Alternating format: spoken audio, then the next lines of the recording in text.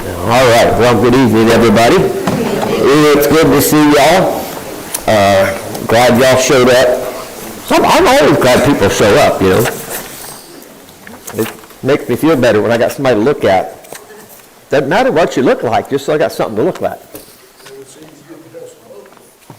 There you go. We are in a very pivotal point in our initial kind of study. We've been going pretty slow through this on purpose, but let's see how we're doing. It's been a couple weeks here, okay? You know, it's been a couple weeks, so let's review it once. We'll see how we do, okay? All right, here we go. I'm not taking words out. It's up there and it's going to be gone. That's the plan, all right? Let's do the whole verse. All right, here we go. For since the creation of the world, his invisible attributes, his eternal power and divine nature have been clearly seen, being understood through what has been made, so that they are without excuse. Romans 1:20. Let's do it one more time. There's got a little stuttering going on there across the room. I don't know if your bifocals weren't hit right like mine or what's going on here. We'll see. Let's try it again. Here we go. For since the creation of the world, his invisible attributes, his eternal power, and divine nature have been clearly seen, being understood through what has been made, so that they are without excuse. Romans 1:20. All right, so, all right, here we go. Ready? For since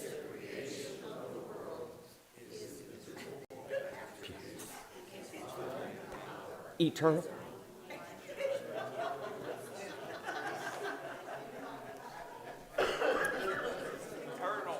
Okay, invisible, eternal, divine. Invisible, eternal, divine. Invisible, eternal, divine. All right, let's do that up there one more time.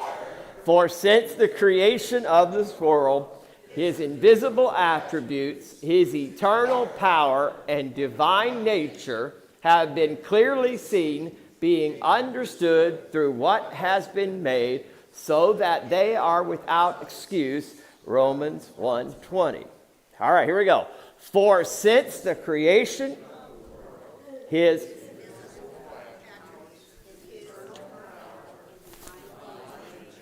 have been being so that Romans, not bad, y'all. Man, I heard quite a bit of it going on. Y'all are getting it. Way to go. I'm not going to tell you who said it, but I've had a couple of y'all say, do you know how long it's been since I've memorized a scripture verse? My problem is, and most of us in this room would understand this, having grown up, you know, the NIV 1980, what is it, 84, Bob? Somewhere around there, mid-80s, it started coming out. And it was not widely accepted even at that point when it first came out, especially in conservative churches. So I grew up in a basic King James only background, and I didn't change understanding. I didn't understand translations literally until I was in college. Then after studying ancient languages and stuff and understanding biblical, how this all works, how do you get a word out of it, and what they call the semantic domain. There's a word, but there might be 3 different words that could be that word, and you have to choose sometimes what that is. But all that to say is, up here is all my kid verses somewhere in there that are memorized in King James. And then there's some that when I was in college, I had certain professors required NIV. And then I got to seminary and everybody was doing New American Standard. So it's all jumbled up there. First copyright was 1973. 73? Wow, I was thinking 80, so. Second was 78. Huh, I just learned something. I remember the mid-'80s being a huge deal because we had backmasking seminars and all that stuff in my church growing up. I don't know if any of y'all know what those are. We had, burn your records and all that stuff. We did all that stuff, and we learned how all the other translations were demonically inspired. That was what I was taught when I was growing up. So I get it. Some of us still struggle today, what is acceptable. And there are bad translations out there. There really are. And I think, admittedly, part of the problem is our culture has dumbed down. We think we're getting smarter, but King James is written on at least a high school graduate level, maybe a little bit older. And so what used to be what it required to graduate high school is not the same anymore as far as knowledge of language and knowledge of, you read a word, some of you read a word, some of you that use King James, you'll read a word and you'll go, well, that's what that word means. They'll read it, in the King James and say, that word, that's what that word meant. You didn't need to say it in a different way. And what happens is, I think that has affected culturally. But right now, as far as, I don't know why I'm off on translations. This is a weird thing. The most popular translation right now that's a decent translation is the English Standard Version. A lot of churches are using it today. New American Standard, NIV is still strong. New King James and King James are still up there. Outside of what we'd call non-liturgical, a lot of liturgical churches use RSV, Revised Standard Version. Is the ESV stealing from the NAS, or? They wouldn't like you to say that, Tim, but they use the same principle. All right, quick lesson, okay? There's two different kinds of translations out there. One is a word for word. You look at the Hebrew word, you try to figure out what the English equivalent is. That's a word for word translation. Then there is a concept translation. So you look at the concept trying to be communicated in the verse as a whole, and the language is put out accordingly. Two very quick ones. New American Standard is word for word, NIV is concept. Those are two differences to show you how that works. It's an acceptable translation practice. Both of them are acceptable. It really gets messy sometimes because, like in my Greek New Testament, there's a little paragraph at the bottom. That's why it takes forever to get through it, because they rate all the translations. They tell you A, B, C, D, E, and if you've got something that's got a D or an E, you're like, we have no clue what these people are trying to say, because it just doesn't. Everybody took a guess. But if you got an A or a B, you know that most people are agreeing with the basic understanding of that. That does take us into our study tonight, whatever I did with the clicker. Again, just some real quick. This is a good resource book to have in your library. It is a resource book. I mean, to sit down and read it, some of y'all might be down for it, but it's a sizable work. But there's a lot of charts and graphs, and it's just a really, really good. Now, this is the whole book of Genesis. This just isn't just creation. I've advertised this book before, but this continues to be advertised. This is what I'm basing a lot of the series on, trying to use some of its category headings and stuff to help us break down the Genesis account. What you can't see, it says a commentary for families. So it's broken down to the family.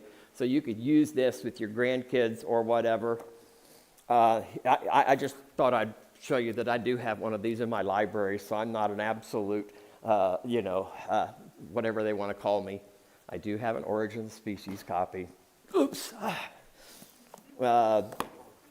Terry Mortenson's book is also really good. This is really technical. If you like the technical stuff, that's real good. And then the other ones I have up here are the answers. One of my boys has one of my answers book, 1, 2, 3, and 4. These just cover a lot of questions, not just creation questions. But they're great to pull down and look at them and see what are some of the questions going on. Are we more intelligent now than we've ever been before? Oh my! The heading on that is, have people always been brilliant, or were we originally dumb brutes? Well, it depends on whether you're an evolutionist or not. But there's a lot of good resource material in those, and some of those are available online in digital form. Some of you who have like the Kindles and things, I know Creation to Babel, the commentary for family is available in a PDF. Well, let's go back to school. Before we even read the text, I want to take you back to school, okay? Remember this? I don't remember domain. That's the new one. So what you guys, because we're all old, domain is the newest thing. Where you start at from what we were taught in school was kingdom, phylum, class, order, family, genus, species. And you see the spectrum going down. The farther down you go, the fewer there are, the more narrow. We're going back to simpler terms. As we get farther out, how many different phylums are there? How many different kingdoms are there? How many different domains? Domains is actually a broken down. They've taken the kingdom classification and they've broken it down into domains. And it feels, I'm still trying to wrap my brain around it completely. I have moments where I'm a science nerd. And when I get into that, I get a little, because it feels really kind of foolish to break that category down. I don't know why we need another one after all these years. But basically, the argument from the evolutionary standpoint is as evolution has progressed, we have another level of evolution to consider. Now, nobody's ever observed evolution happen in the natural world. Natural sciences never observed evolution. It doesn't exist, but we still believe it. That's kind of, so to help you understand. I know this is really tiny, and I knew it was going to be, but this is as big as I could make it. So, we've got species over here, okay, and all the way up to domain up here. And now this, so you've got the whatever little Sciurus carolinus, that's the Carolina squirrel. Then you have a variation. You say, why are we talking all about?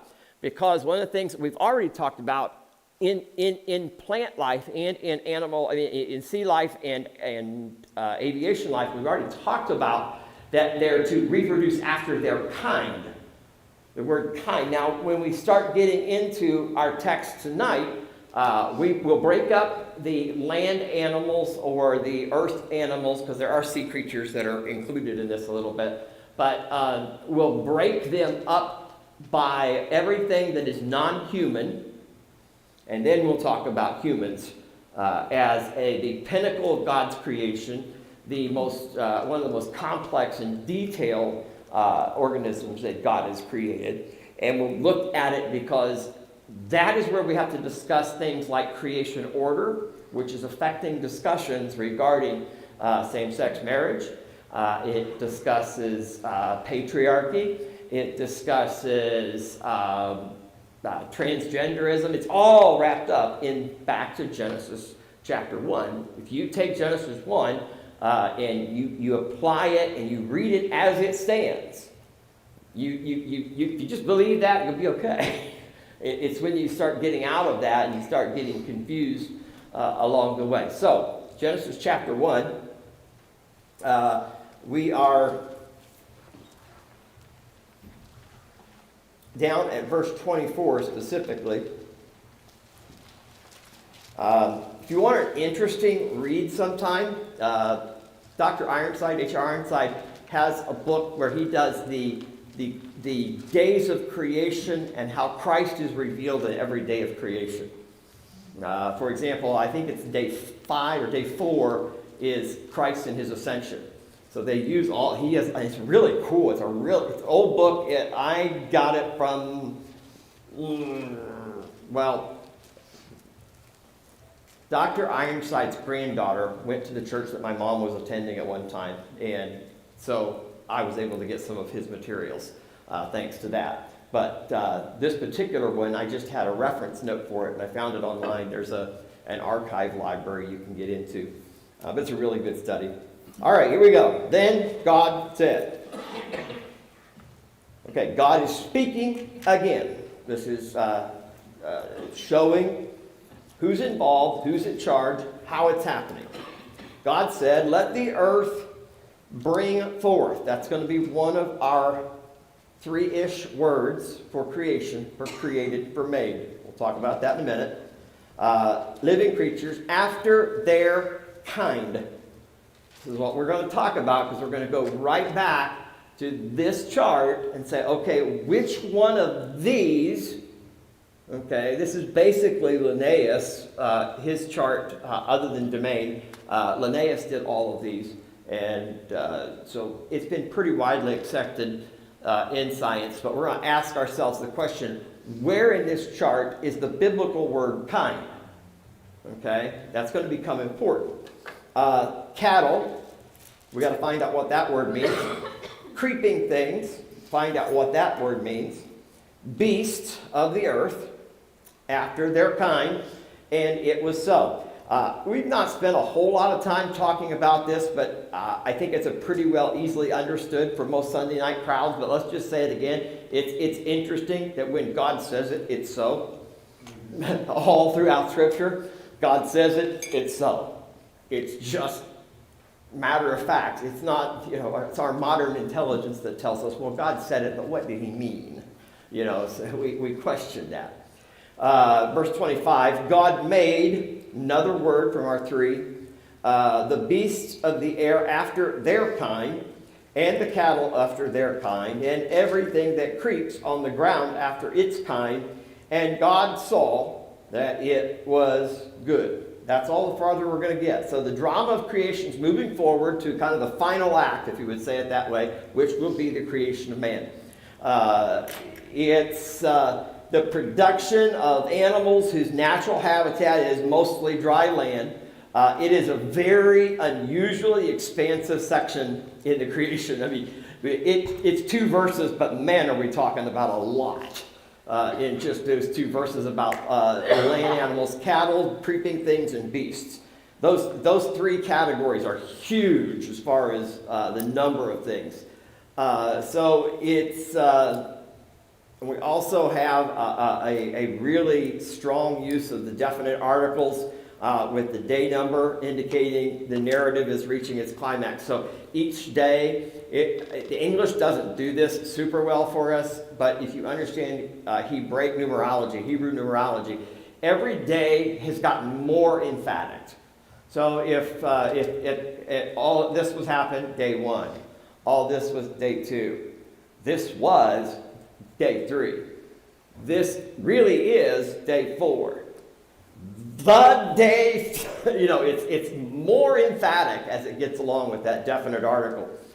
And this section really divides into 2 parts, verses 24 and 25, and then 26 to 30, which is everything that's non-human, 24 and 25, human, 26 to 30.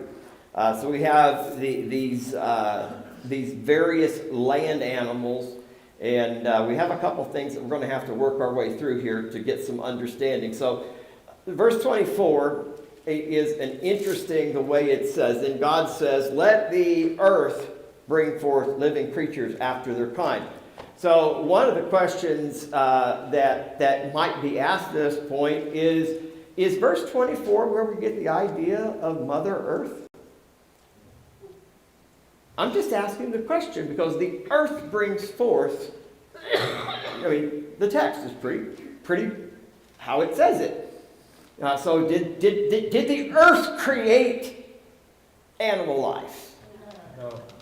Okay, are you sure about that? Because it says the earth bring forth living creatures after their kind. Let the earth. God told the earth to bring forth after their kind. Like she said, I was going to say, if you leave out the first 3 words, and God said. Okay. Sean? I was just going to comment, the Lord made man out of the dust of the earth. Did he make all the other living creatures out of the dust of the earth? What do y'all think? And another thing, if we go back and we talked about the water, the creatures that were brought, the water provided the environment for those creatures to be developed. The earth here provides the element for these creatures to develop. That's a good way to look at it as far as filling the earth. Remember, there is a creation and a filling all the way through. There's a created element, then there's a filling of that element. There's a created factor, and then the filling of that. All right, we've got several words, so we might as well get into these. Yeah. I was just going to point out, if you've read C.S. Lewis and the Magician's Nephew, I believe the animals pop out of the ground there. Yes, they do. And C.S. Lewis's work on creation is very, very interesting. Steve, are you scratching or you have a thought? Well, if you look at let the earth bring forth, it was the same thing with water, let the waters bring forth. Mhm. So it's the same wording. Yeah, we just didn't talk about it last time, so that's why I'm talking about it now. I'd like to talk about what does that mean. And textually, it says what it says. There's not a big variance here. You're not looking at this and looking at 12 different translations and they all say something a little bit different. They pretty much all say the same thing. But it is more of an encapsulated understanding that, and I don't remember how, did you use the word environment? Is that what you said, Ken? Yes. So yeah, we can use that. The environment was created in that, out of that, or for that environment, something specific was created for that environment. That's really good. We have 3 basic Hebrew words. So let's go back and go over what's the tada one? Out of nothing. Hebrew word out of nothing. Okay. Bara. Okay, that's a short. Bara is the literal ex nihilo, out of nothing. Okay, and then we said there's one that kind of it's using existing materials. Okay, that's asa.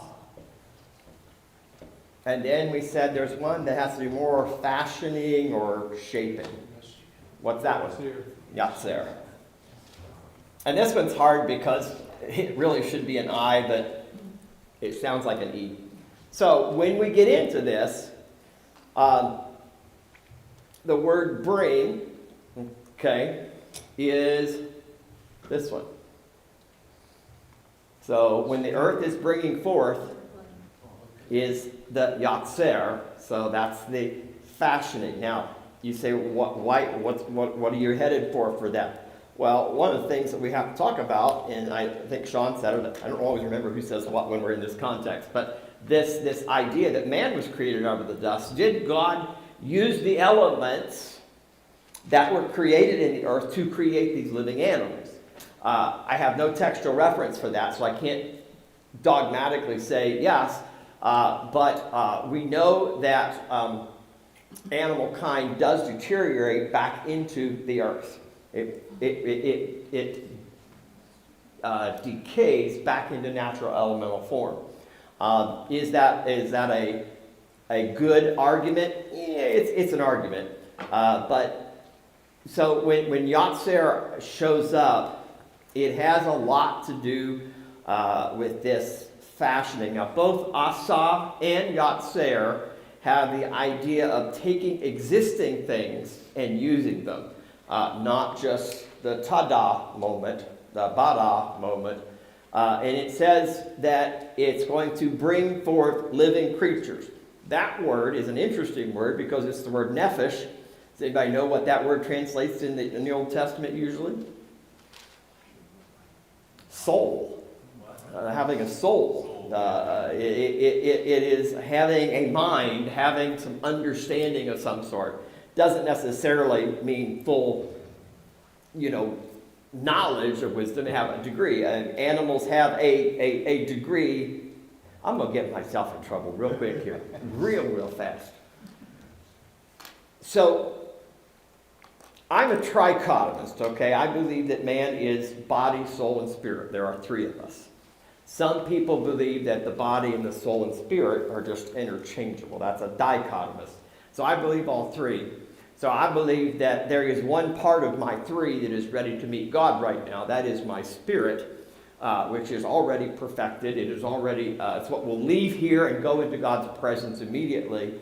My body will be inserted into the ground and it will decay over time should God tarry. And with that is the better description of a thinker, feeler, chooser type situation.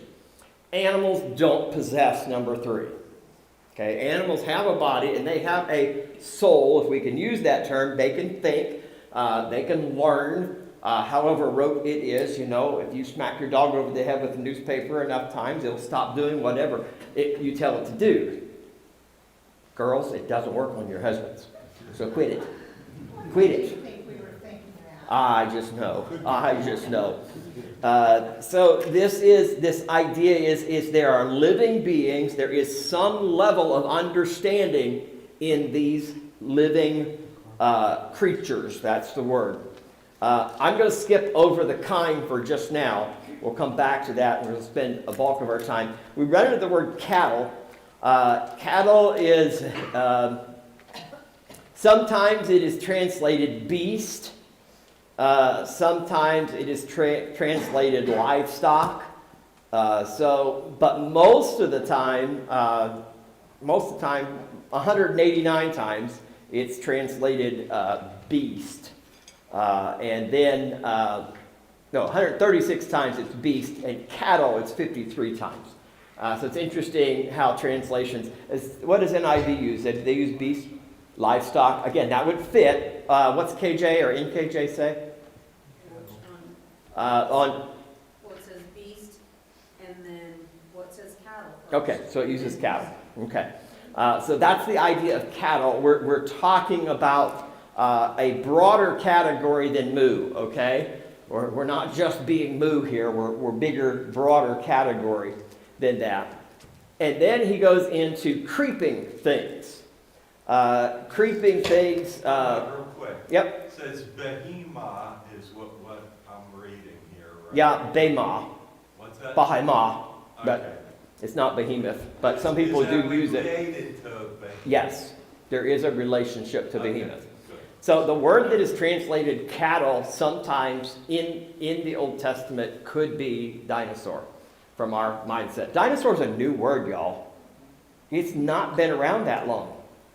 But in the Bible, it's like two separate things here, because it says the beast and then the cattle. So they're two separate things. So what you have going on is you have a general statement, the living creatures, and then you see after their kind. Okay? And then you have the cattle and creeping things after their kind. So you kind of have two different categories going on at once, is what you I have. got the beast of the earth. Yep. it says, and then the cattle of its kind. Yeah. But the words are very, very closely related. Very, very closely. Living, the word for living creatures that your translation is using, beasts. If I read down through all of these, the semantic domain within it, it is living things, person, mind, heart, creature. Sometimes it's translated with an appetite attached to it, seed of emotions, passions, an activity of the will. All of those are different ways that one word for living creatures gets used out. I think it was Bob. The NIV has wild animals. Wild animals, yeah. That would.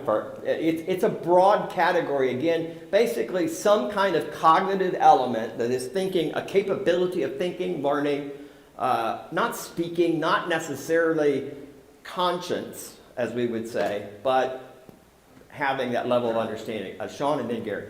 I was just gonna ask, do you think there's a distinction between the cattle or livestock? Because livestock would be sheep, cattle, goats, whatnot, at least in my mind. Is there a distinction between wild animals and the domesticated livestock? There is not a lot, Okay. to be honest. When you start getting into, like when you start reading of Abraham's wealth or Job's wealth, and we start hearing livestock numbers, the word's the same as it is here for livestock or beast. What makes me think. I skipped Gary, sorry, go ahead. These things are kind, Uh-huh. all right? So everything produces after its kind. Yep, Now, I think of, you take a donkey and a horse, you come up with a mule, but that mule can't reproduce, so he is. not- most of the time it can't reproduce. Right, I mean, generally. Well, you- There are variants where they have reproduced.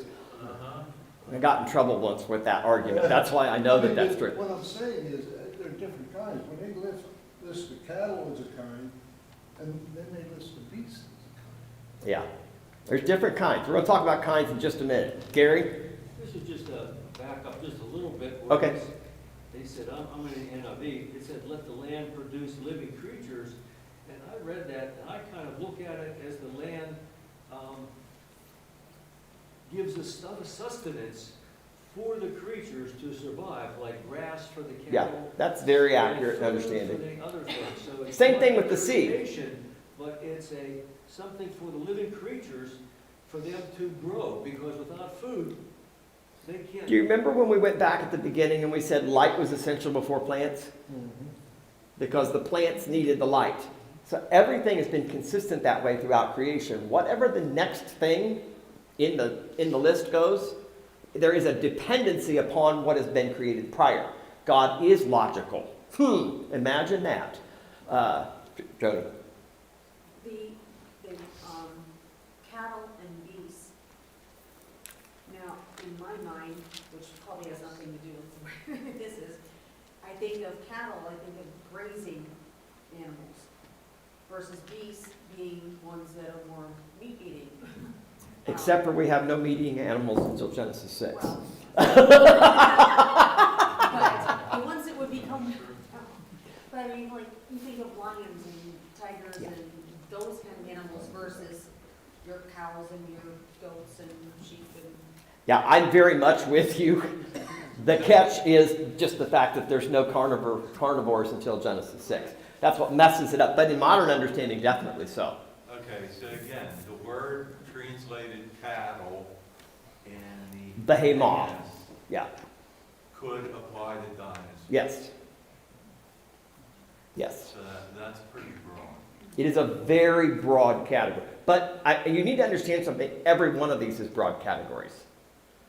It's not mammals as such. It's this idea of living creatures, and then you have these beasts, and then creeping things, the same thing. It's kind of just translated moving things. It's creepy crawlies. But it is used to describe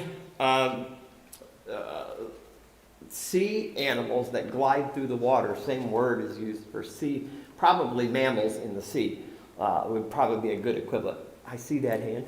I'm waiting till you stop talking. If you do that, it may never get you in. But we're going to go back to where we said about man coming from earth. But you know what? He breathed into man. So that's a big difference, because it didn't say he breathed Yep, into man. absolutely. That's going to be a huge distinction that we're going to talk about when we get into humankind. Our problem with the term dinosaurs, one into dinosaurs is flying things, swimming things, things that are on land, because we cluster all of these ancient organisms into dinosaurs.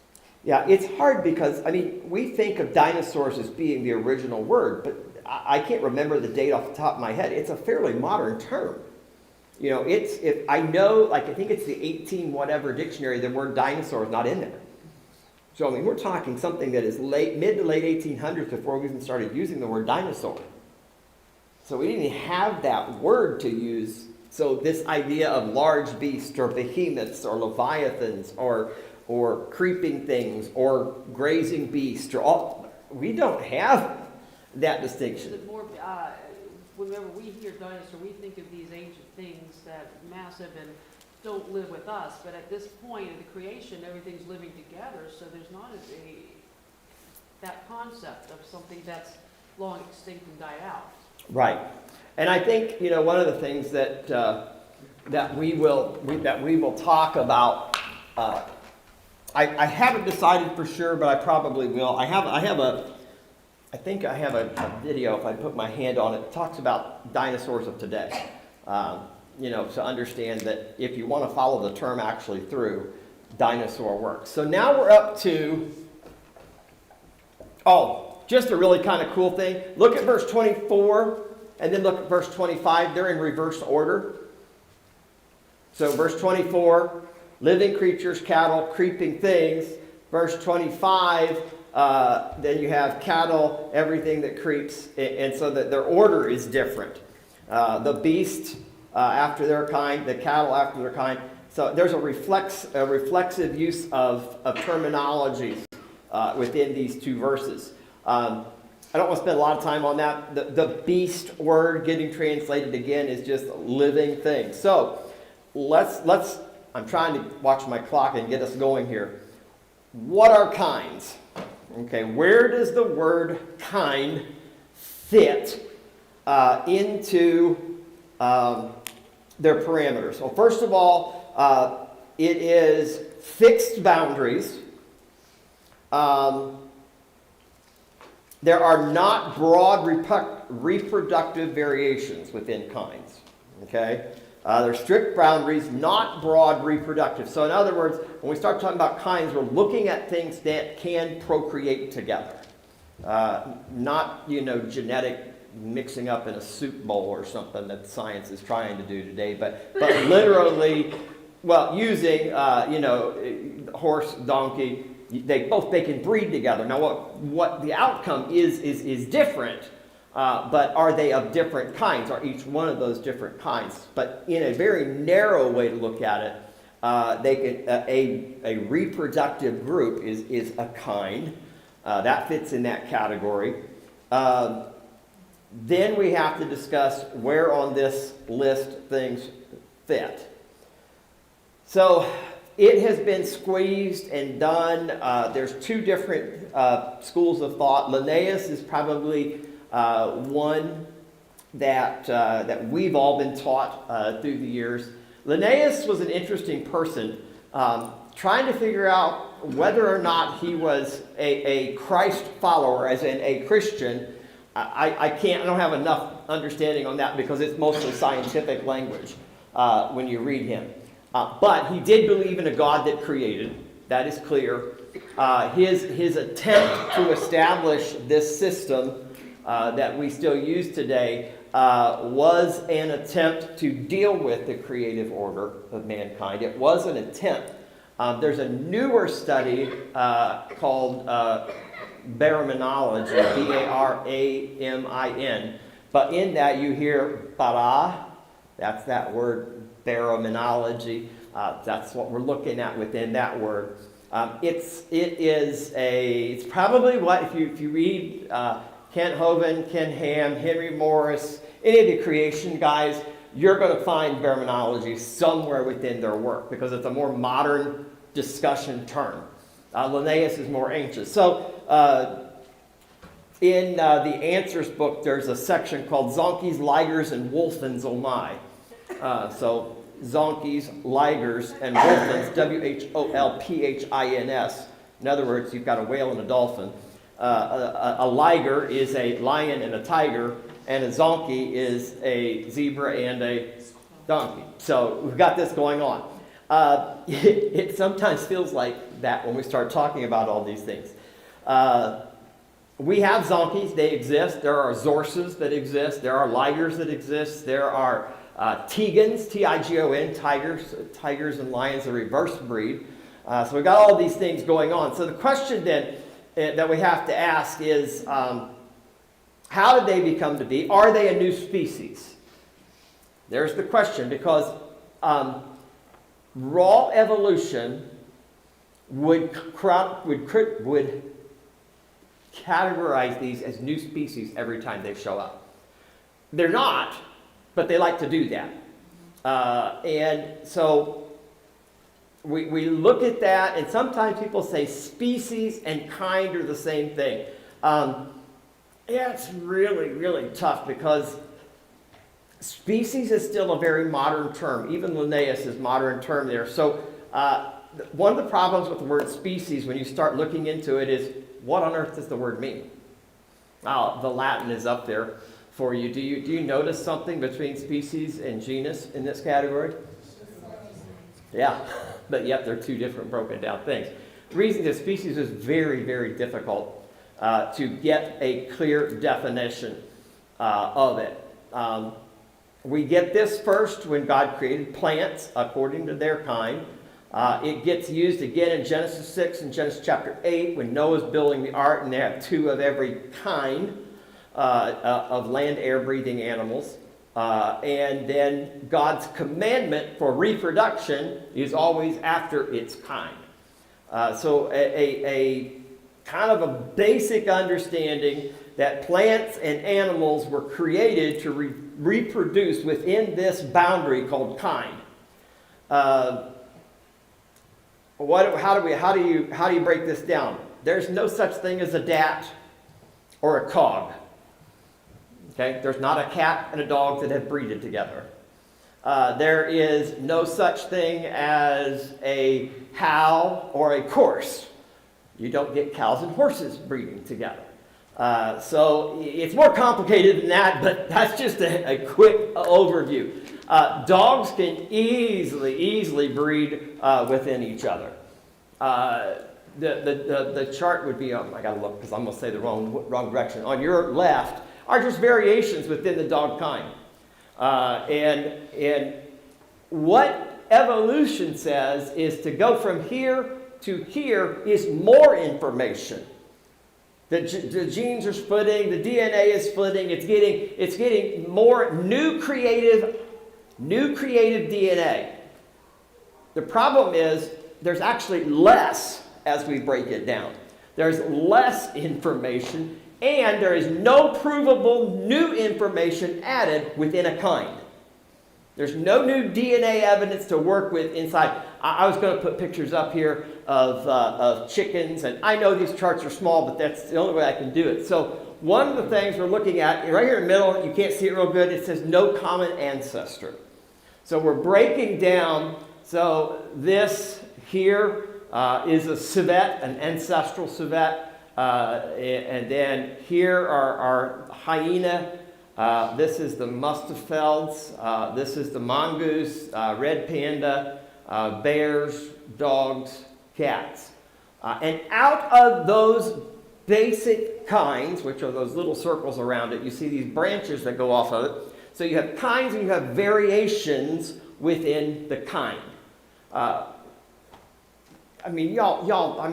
family is weird when it comes to animals. So our dog is a purebred. He's a min pin, miniature pinscher, but guess what? Somewhere along the line, somebody had to figure out how to miniaturize a Doberman pinscher, but they consider him a purebred. My daughter Hannah has a Great Dane and Labrador hybrid. They're crossbred. One of mine has a miniature golden doodle. So he's about that big and he's fluffy and looks like you can stick a mop handle in him and just clean the floor, you know. It just looks like that. And then Micah has the biggest dog of the group, and he has a double doodle. All these different kinds is what people like to say. No, there's variations within a singular kind. That's, as far as understanding goes, if we're going to think biblically, you have to use the idea of variation within a kind. Okay, that's where our breaking down. Dogs can easily breed with one another, whether they're wolves or dingoes or coyotes, or they can interbreed. But when they breed, they produce not a different kind, they produce a dog kind that we label a duet. It works the same way with chickens. I don't know if you've all gone to the state fair ever or gone to the county fair and you ever gone to the chicken. It's not a favorite spot, you know, usually kids don't really want to spend a long time in the chicken barn to look at the variations, but no, you've got the Phyllis Diller chicken, the ones got the big bushy heads on them, and you got the ones with the furry feet on them, and you've got ones that have long necks, and they're all it's still a kind. And so where evolution and millions and billions of years of taught, we've been led to believe that everything should be classified. I need to put that other chart up. What do I do with that? Because we're going to spend the rest of our time. Oops, right there. They want everything to be put into terms of species. They want it to be classified. It's been like this for tens of thousands of years or even millions of years, all these species.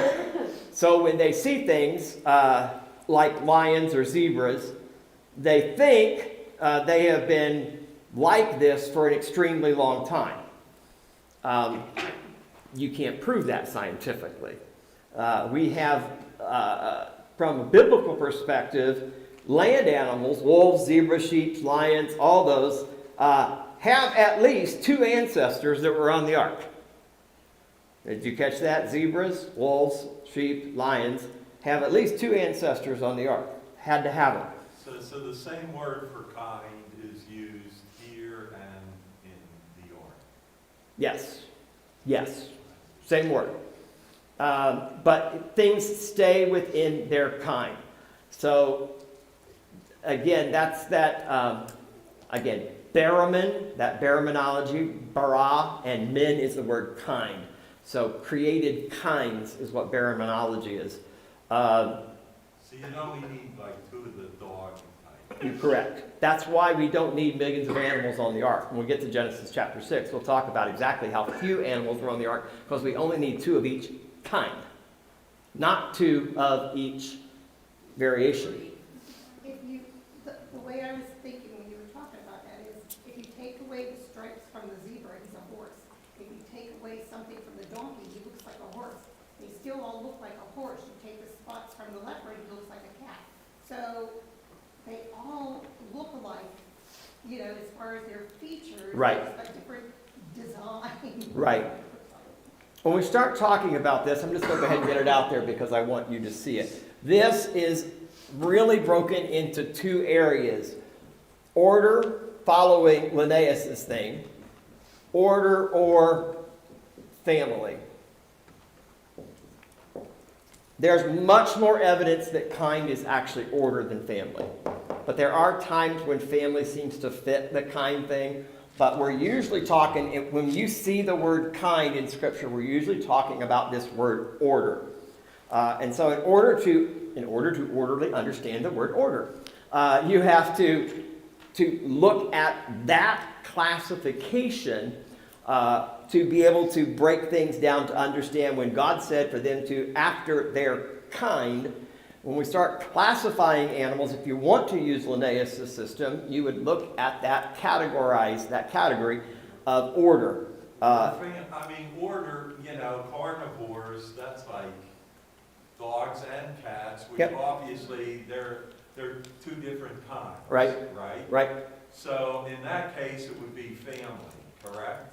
No, order, what you just said proves order, actually. There are 2 different kinds within the order, or 2 different types within the order. There's the carnivore, cat, and dog. There's 2 kinds within the order. It would be on the family level, would be the... With that, I'd have to look at that specific illustration. Yeah, because you can't just say, well, there's 2 carnivores on the ark. Well, don't get caught up in the Latin terms there. Don't get too caught up in that. That's just the way they have it. Let me keep going here, and maybe I'll explain it if hopefully I can.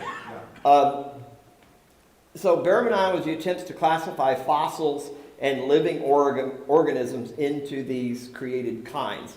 It's used physical characteristics, DNA sequence. It's actually very complex. For living organizations, we start talking about hybridization. You'll have a couple different hybrids, which is 2 connecting into 1. Again, I said this earlier, but as a very, very loose rule, if 2 animals can produce a hybrid, they are considered to be of the same kind. So, get my trusty little book back out here, because I wanted to read you part of this.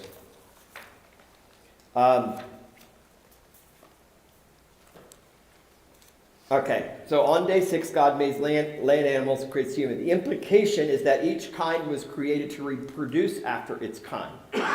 One kind did not and cannot evolve into totally a different kind.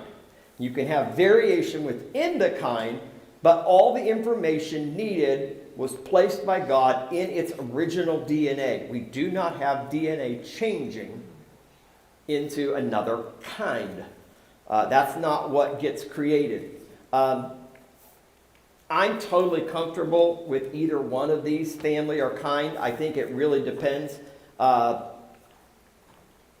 one of the Ken Ham brings out in this book that there's really only about 1,400 kinds. And that's pretty narrow when you start thinking about that. 1,400 kinds of animals, which if we just look at that, you need 2,800 animals on the ark. Plus the ones that had the clean animals and the sacrificed animals and the birds. Bob? I guess I'm not afraid here of showing my ignorance of the biological thing, but in trying to, are we trying to reconcile these categories that man has created with what God says in His Word? I mean, Yeah. And confusion in my mind is coming because we're trying to reconcile kind with what's on the screen, and I don't know that that's valid. Yeah, Linnaeus is not, we're not talking, thousands and thousands of years as far as his categorization system. Basically, scientifically, you either go to the modern science of baraminology or you go to Linnaeus' classification system for this whole discussion.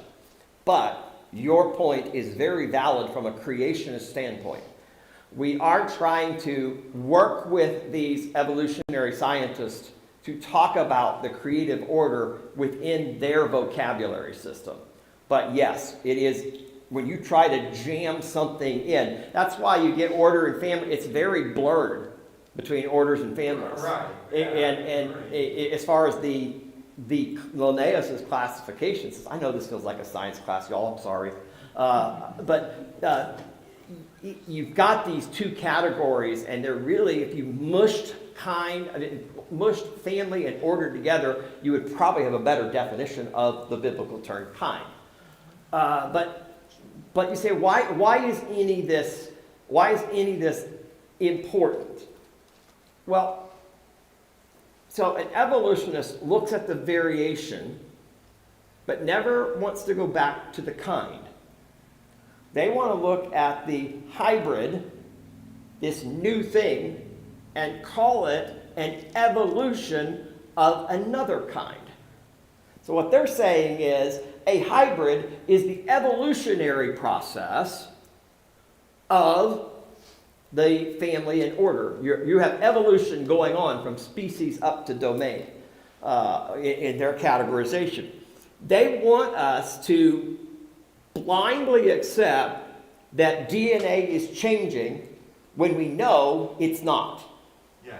There's Scientifically, there is no new information. Right. Once you establish the biblical word kind, once you get within that, there's no DNA variation. The same basic DNA is consistent historically through all time. Everything that exists on the planet today, within these 1,400, that's a loose number, it's actually a little bit more than that, but 1,400 kinds can actually trace its original DNA back to Genesis chapter 1. Everything. The DNA that is existing today in the variation can still trace its root back to Genesis chapter 1. A variation, and we haven't even started talking about adaptation and all these other terms that we like to use today, microevolution and what did, I personally believe, we'll talk about this when we get to Genesis chapter 6, I personally believe that animals went through some kind of change post-flood. I don't think we can fully comprehend what the animals were really like pre-flood based on what because they had new environments. Everything was changed. And they had to adapt. They didn't evolve. They adapted to that, and therefore we have a variation. Evolutionists do not like to use the word variation at all. Question, you sparked something. Uh-oh. Before the flood, man lived expanses amount of time. After the flood, that continually got shorter. So Yeah. he was adapting to that environment which he now existed. Is that in line with what you? Yeah, that flows. Yeah. To help you understand this, if we want to use the modern term dinosaur, there were only 50 kinds of dinosaurs. Now, out of those 50 kinds of dinosaurs, we also have some of our modern animals. And so we start thinking about, there were millions of different kinds of dinosaurs. You know, we find a new fossil, it's a new kind of dinosaur. Well, you found a variation of a kind, but we don't want to talk about that. Now, we're not all dinosaurs No. of a kind. Um, So when you say 50 different kinds, No, because there are the grazing dinosaurs, there are the avian dinosaurs, there are the more classic carnivore dinosaurs, so they would be different kinds within that. And you're saying carnivores, but not carnivores. Well, there were some that were meat eating. Well, not from the beginning. No. But and again, I guess I'll go ahead and tell you You're this. saying Okay. like a- That everything that the animal is going to need post-flood was actually in its DNA pre-flood. It was already there. The capability to tear flesh, even though they weren't eating flesh, was there in its original DNA. Now use that post-flood. But yeah, there were both. I mean, one of the most interesting things I ever saw was like an iguana has teeth that are like real sharp and jagged and Yep. look like they could eat meat like anything, but. And if you get they're- bit, you'll see it. What's that? If you ever see somebody that got bit by their iguana, it's a nasty. But bite they're- mark. They're not carnivores. Nope. You know, so, yeah. And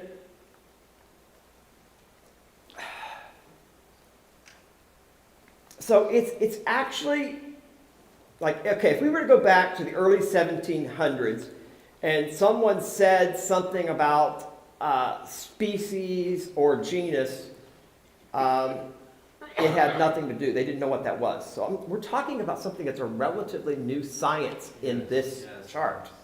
That's what the problem is. It's the species is a changing definition, and those changing definitions are partly responsible, quite honestly, for compromises that happened within the church in the 1800s and their views of creation. Prior to that time period, we see a very consistent, narrow, and young earth theory as far as the church was concerned in creation. You did not see the pastors of those generation times teaching millions of years like some Right. churches do today. Well, just as a, for maybe some that may not know, genus is like oak tree. And then species is, you know, red oak, white oak, pin oak, the different types of oak trees. Right. And if you look at dogs, the different breeds is a further division of species. Yep. So, because species is, Yeah, there's subspecies. right, It's, because breeds is a smaller division below species. It's interesting if you want to have an interesting thing. So, what's the Latin Vulgate? Does anybody know? What? Latin Vulgate. This is an interesting, speaking of biblical translations. Okay, yeah, that's the. Okay, the we're Latin. looking at the Latin translation of a biblical text. What the Catholic Church used for years until post-Nicene, when, you know, actually they were actually allowed to read the Bible for themselves. You know, prior to that, common folks were allowed to read the Bibles only because it was only the educated people that could read the Latin Vulgate. So in the Latin, when you use this word kind, the word that is translated here in Genesis, well, first of all, in just verse 21, swarming after their kinds, that word literally translates kind, and so that's where we get our word from, as far as where the Latin comes. And it means kind, form, or sort. That would be the Latin variations within it.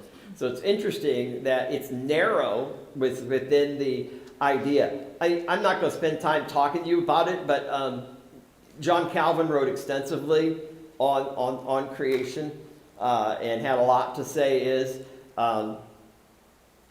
the problem that we have is, from our perspective, what the world wants to call species, we want to call kind.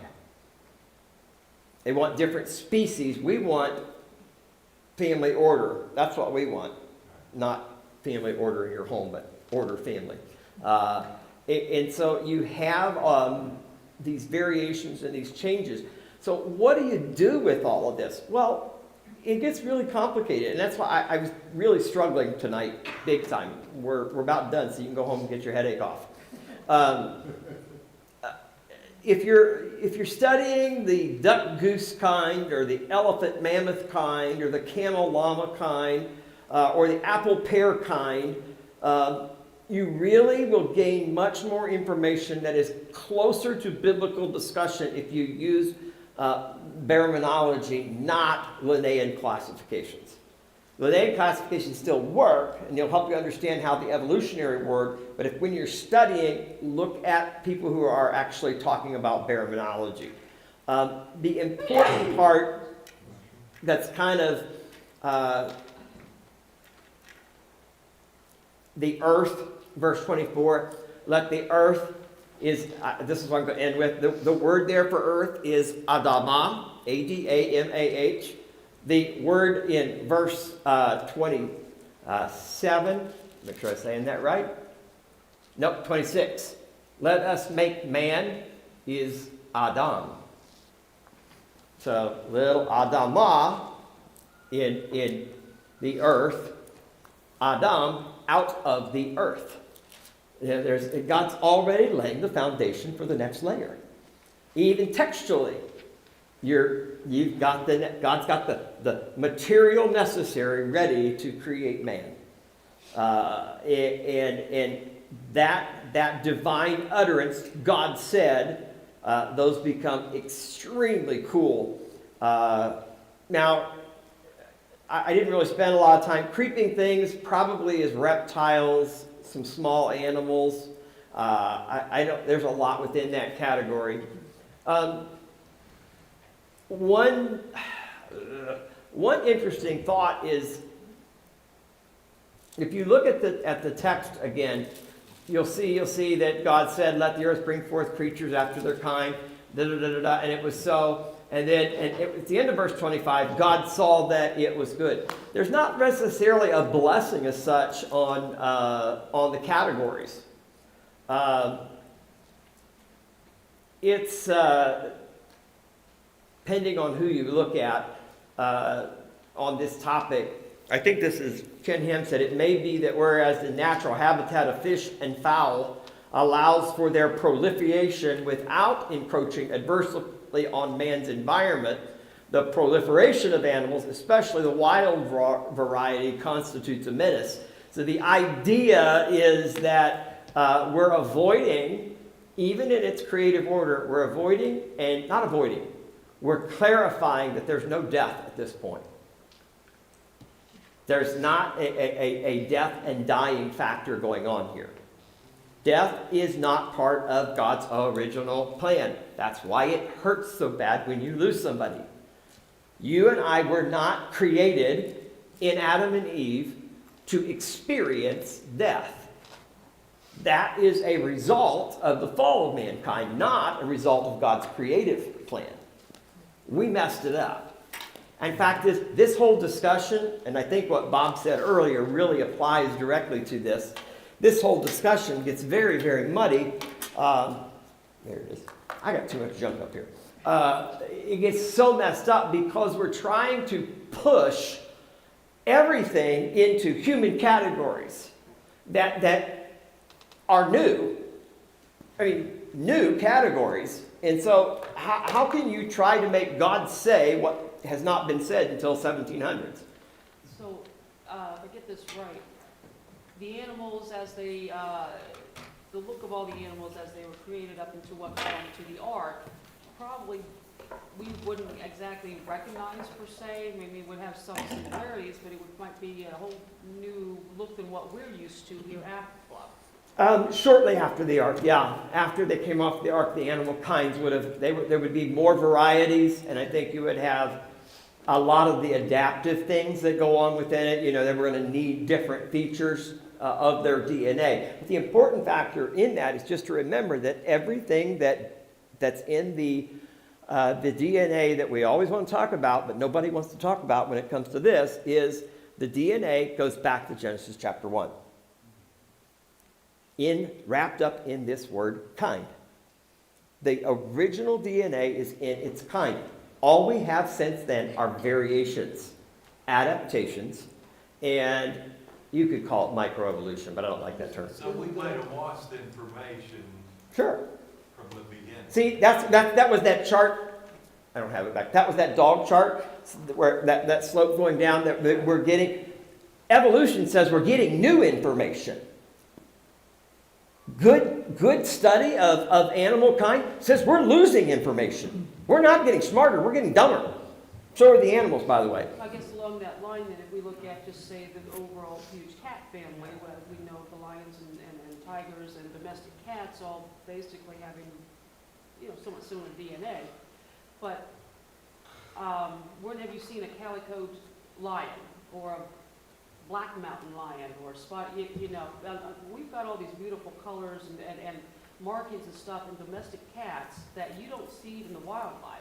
Now, obviously, for the domestic animals, they don't need to blend in with their background. So they're Correct. carrying this DNA for all these potential colors and markings that has been lost in all the wildlife that.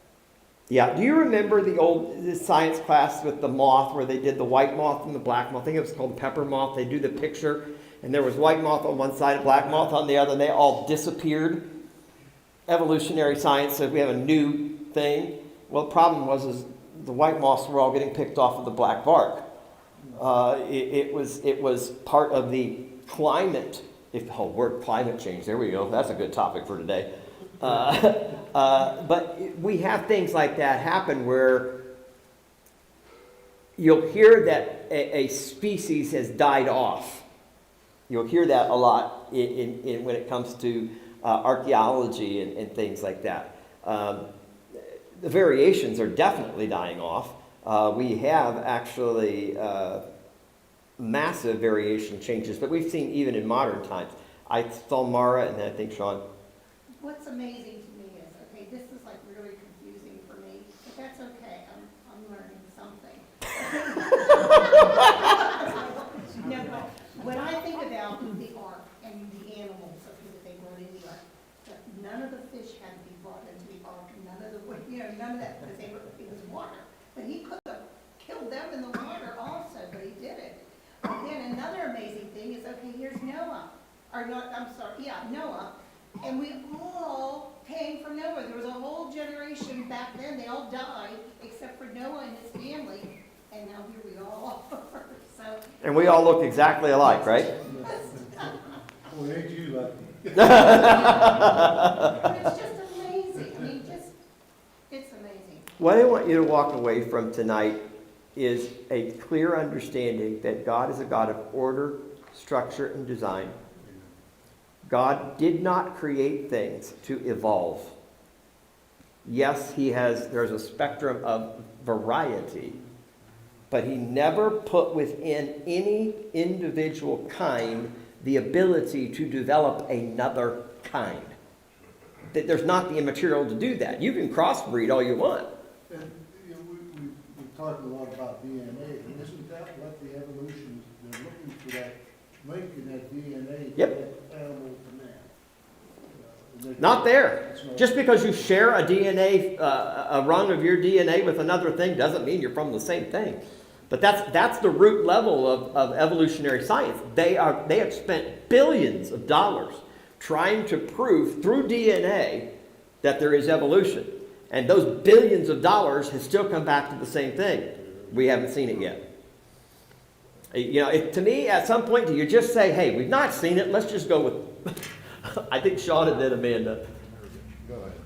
Just coming to your point here, the DNA thing, it makes it in some ways plausible for those to point out the evolution, because we share supposedly as humans 96 to 90% DNA with a chip. Alleles, yeah. Or even the other primates. But what I found out interesting, what they don't tell you, is there's another animal we share 98% of our DNA with, and it's a pig. Yep. And nobody would ever think that we evolved from pigs. And yet, 90% with a cat. This is where you go back to, since Amanda brought it up, this is where you go back to beast, cattle, creeping things. Those three categories are where all that stuff comes from. And even worse, I found out we share 25% of DNA with a daffodil, but yet only 17% with a horse. You know, Go there's Bloom. primary- I just think, you know, they're jumping to conclusions on what the DNA means, and it's certainly, I don't see how anything evolved from anything just because it's Understand that shared. evolutionary science is all based on assumption. It's all based on assumption, not factual evidence. We've never have seen observable change. So there are a series, now, they would say that we have a series of assumptions too. Sure we do. Our assumption is what God says is true. Amen. That's where we settle at. Their assumption is we don't know. That can't be true. We can't explain this. We can't explain that. So we have to let it evolve out. Sean. Something you mentioned a little while ago, when the animals came off the ark, you know, there was great adaptability built into them from creation. You know, I never really thought of that before. But, you know, today we see all kinds of varieties of animals that they've supposedly evolved from this or that. You know, the big long teeth, they're for tearing meat, well, blah, blah, blah. Well, isn't that actually evidence of creation? God built it into them. I think so. So that when a great destructive force comes along, like a flood, and wipes out everything. If you want to look at it, Some different environment because God's built it into them already. if you want to look at it from understanding, from God's sovereignty, He knew everything. So He knew that those animals were going to need different things after the flood. Now, if man had not sinned, those animals could completely have survived on plant life. They could have completely survived that way. I think Mara, or who was it? Joni. What some people don't realize, when you look at their discoveries of evidence, in quotes, of these transitions between ape and man, that they found in the fossil record and so forth, they didn't actually find all those pieces together as one solid fossil. They found a few bones here, a few bones there, a few bones over there, and they said, oh, these must go together, and some animal separated them.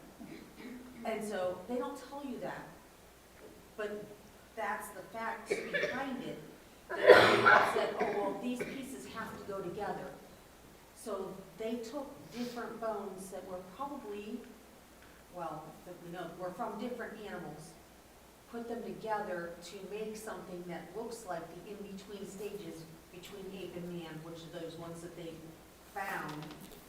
This whole chart that we're commonly seeing, you know, from this is all based on that kind of stuff. We've got this tooth. We've got this piece of a skull. And some artist created a rendering based on the collective. I mean, it's not science. It's art. It's kind of fun art, but it's not science, and it can't be. So when God started this land dwelling thing, He's already established kind back to the plants. It always goes back. You can go back to the plant kinds. They're reproducing, the fruit bearing after their kind, seed bearing after their kind, all the different things.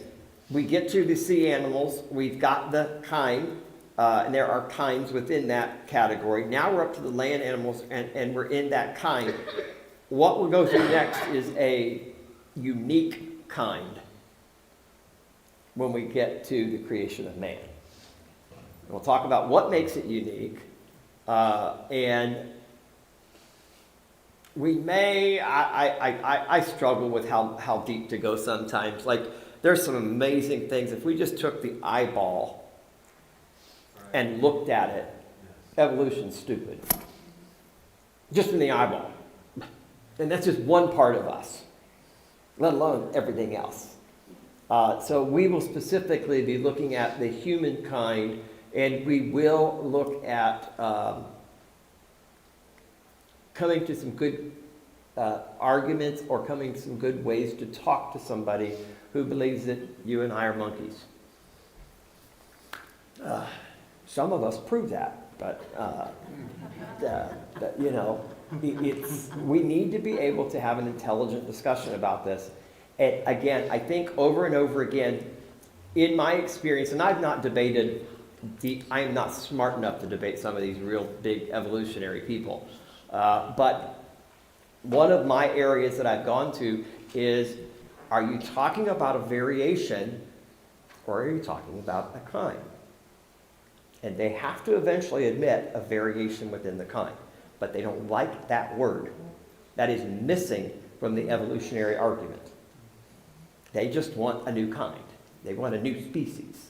They want to do something. They don't want to talk about the variety. And aren't y'all glad for variety? I mean, y'all better be glad for it. You'd look like me, y'all. And that ain't good.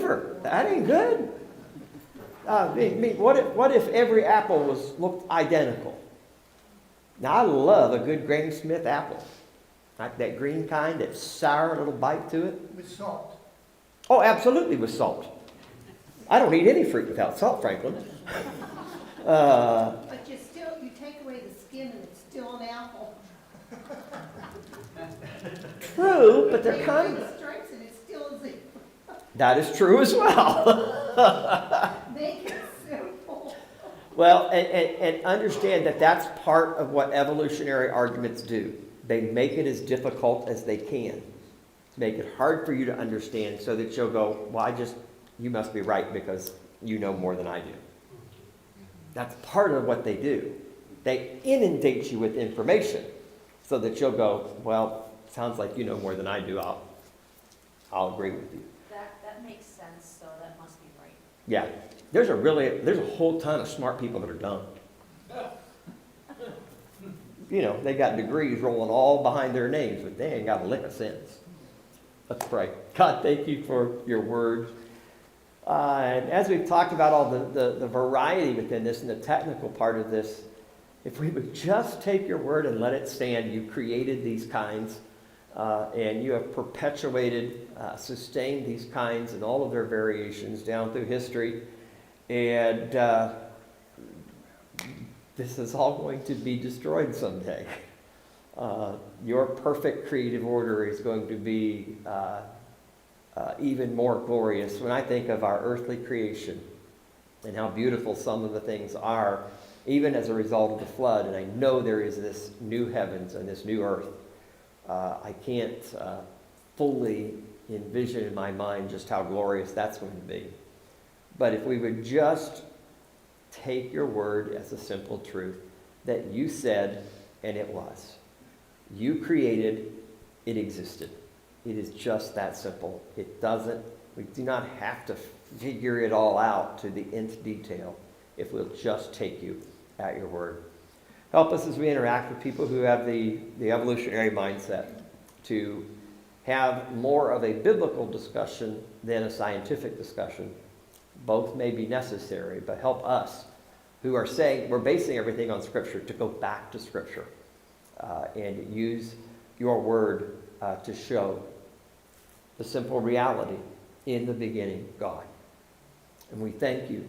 Thank you that you've revealed yourself to us through your word, through creation, and fully through your Son, in whose name we pray, in Jesus' name.